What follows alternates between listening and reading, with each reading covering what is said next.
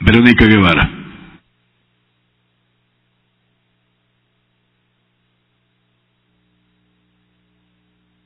Buenas noches, gracias compañero presidente, compañeros legisladores. Debo manifestar que empezando por el título de este proyecto de ley, se puede decir con claridad que tal y como lo presentó el presidente de la República, no se podía en ningún momento considerar que se trataba de una norma que efectivamente estaba direccionada a lograr la reactivación de la economía. Es por esto que estoy de acuerdo con los cambios efectuados por la Comisión de Régimen Económico y Tributario, empezando por su título, el cual cambia a la Ley Orgánica para la Reactivación de la Economía, Fortalecimiento de la Dolarización y Modernización de la Gestión Financiera,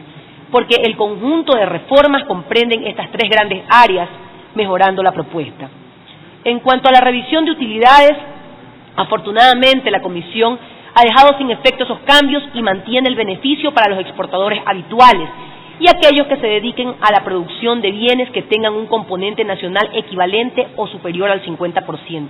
con lo cual estamos privilegiando la producción nacional y su colocación en el mercado externo, para obtener de esta forma más ingresos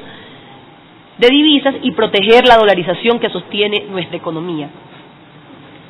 Tanto es acertado el cambio efectuado por la Comisión para mantener el beneficio tributario para la reinversión de utilidades en desarrollo tecnológico y también se mantiene la excepción del impuesto a la renta sobre los dividendos en acciones que se distribuyan a consecuencia de la aplicación de la reinversión de las utilidades. Para las microempresas también es muy adecuado estimular la creación de más microempresas que permitan una mayor intervención de actores económicos y mejorar la reactivación económica. En el tema de gastos personales hay que tomar en cuenta que una familia que tiene más cargas, si bien podría con la mencionada reforma pagar menos impuestos, en realidad ese supuesto ahorro no existe. Por cuanto a mayores cargas, mayores son los gastos de alimentación, salud, vestimenta, por mencionar algunos gastos. Adicionalmente, debo manifestar que dicha reforma planteada inicialmente era inconstitucional, por cuanto transgrede lo estipulado en el numeral 10, artículo 66 de la Constitución de la República, que garantiza el derecho que tenemos las ecuatorianas y los ecuatorianos de decidir cuándo y cuántos hijos e hijas tener. Con respecto a los exportadores habituales y MIPYMES, esto permite dar certeza jurídica en cuanto a las reglas para uno u otro caso, con el objeto de que tanto exportadores como MIPYMES tengan la claridad necesaria para saber cómo proceder tributariamente hablando. En cuanto a responsabilidad solidaria de titulares de derechos representativos de capital, esto realmente considero no era lo correcto, por cuanto no deben responder los socios o accionistas personalmente por el incumplimiento de la compañía en sus obligaciones de índole tributario.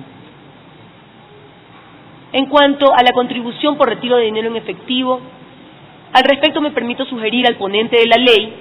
que modifique esta norma y establezca que los sujetos pasivos de esta contribución que se dedique a actividades agropecuarias, agroindustriales, de pesca y construcción estén exentos del pago de esta contribución sin límite de tiempo. Con respecto al pago de nómina por medios electrónicos, ya varios compañeros lo han citado y estoy de acuerdo en esto, que esto ya ha sido eliminado del proyecto de ley y considero que es acertado por cuanto nuestra realidad como país determina que no todos los empleadores o quienes contraten con proveedores están preparados para realizar transacciones electrónicas. Existen otros cambios con los que estoy de acuerdo, pero considero que estos son de los de mayor trascendencia y propician una mayor seguridad jurídica y contribuyen a mejorar este proyecto de ley.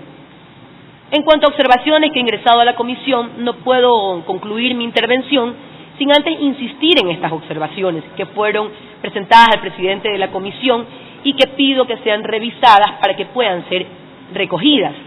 La primera de ellas está relacionada con la dinamización del sector agrícola y la garantía que debe cumplir el Estado a lograr un desarrollo económico que permita mayor producción y competitividad, por lo que propongo que para lograr esto se proceda a reducir a la mitad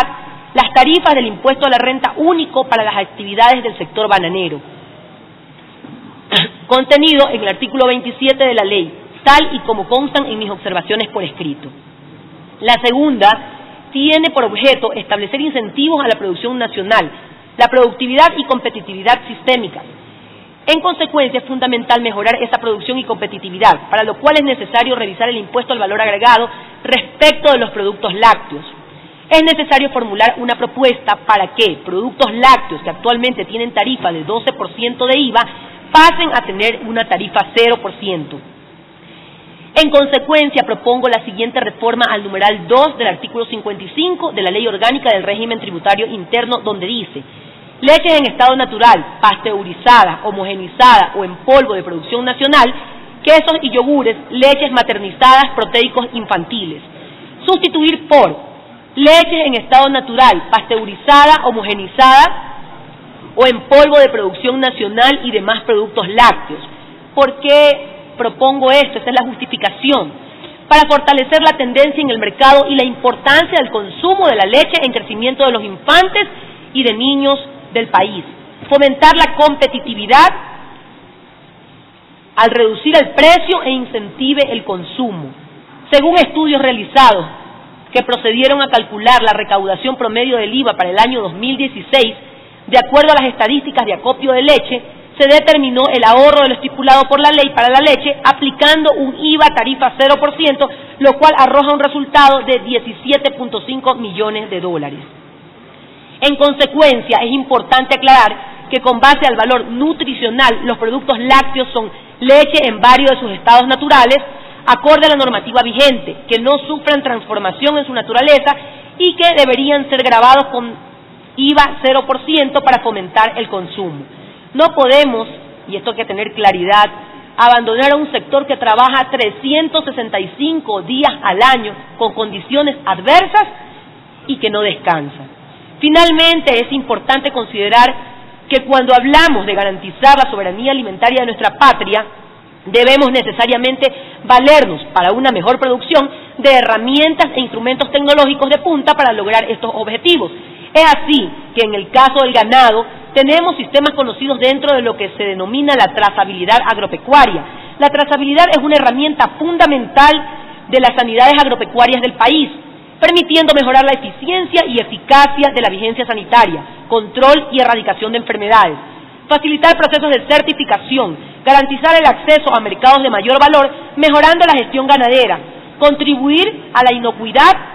agroalimentaria y fortalecer la prevención del delito del abigeato. El sector agropecuario carga la responsabilidad de la soberanía alimentaria de la patria. Por lo tanto, sugiero que se realice la siguiente reforma a la Ley Orgánica del Régimen Tributario Interno: incorporar un numeral innumerado